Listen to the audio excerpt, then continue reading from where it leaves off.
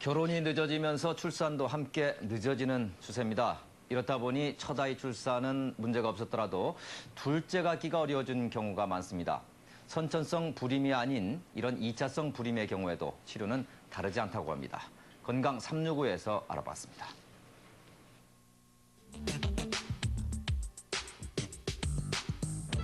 둘째와 셋째 아이에 대한 정부 지원이 늘어나고 아이의 인성이 중요시되면서 포기했던 둘째와 셋째, 계획하시는 분들 많으실 텐데요. 하지만 고령과 오랜 기간 피임으로 인해서 불임 클리닉을 찾는 부부 역시 크게 늘고 있습니다. 2차성 불임은 기준은 이제 첫째 아기를 놓고 나서 또 부부가 임신을 시도한 지 1년이 지났을 경우에도 아기가 안 생길 경우입니다. 즉 1년 동안 두 부부가 정상적으로 부부관계를 했을 때 아기가 안 생길 경우에 2차성 불임이라고 진단을 내릴 수 있습니다. 여성의 임신 능력은 25살쯤 가장 높았다가 30대 후반에 이르면 급격히 감소하는 것으로 알려져 있습니다. 하지만 늦은 결혼과 초산으로 둘째와 셋째의 출산 역시 늦어지면서 2차성 불임 위험 역시 높아지고 있는데요. 자궁 근종이나 정자의 이동성 등이 2차성 불임의 중요한 원인입니다. 2차성 불임도 역시 불임 치료와 마찬가지로 그 원인에 따라서 치료를 하게 됩니다. 2차성 불임의 원인 중에 배란 장애가 있다면 배란 치료를 하는 것이고, 나팔관이 문제가 있다면 나팔관에 대한 치료를 해야 될 것이고, 착상을 방해할 만한 자궁 내막에 문제가 있다면 자궁경 수술이 필요합니다.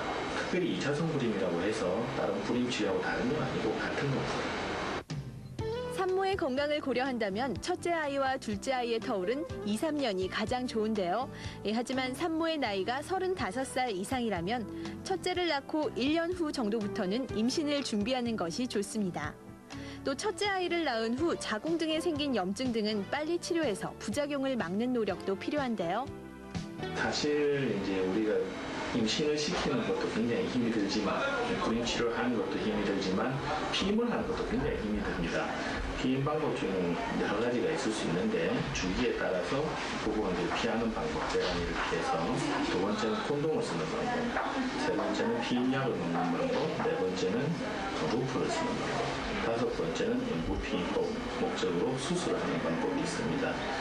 수술하는 방법은 잘 하지 않을 거고, 루프를 쓰는 방법이 우리 한국에서는 약 먹는 거하고 두 개가 제일 많이 흔히 쓰여지고 있는데, 사실은 루프는 한 번도 임신을 하지 않은 부분에서는 상대적으로는 하지 않는 것이 좋다고 되어 있습니다. 왜냐하면 자궁 내막에서 이게 유착을 생길 수 있게 할 수 있기 때문에 가급적인 루프는 쓰지 마시고 콘돔이나 약물로서 피임을 하시는 것이 아마 도움이 됩니다.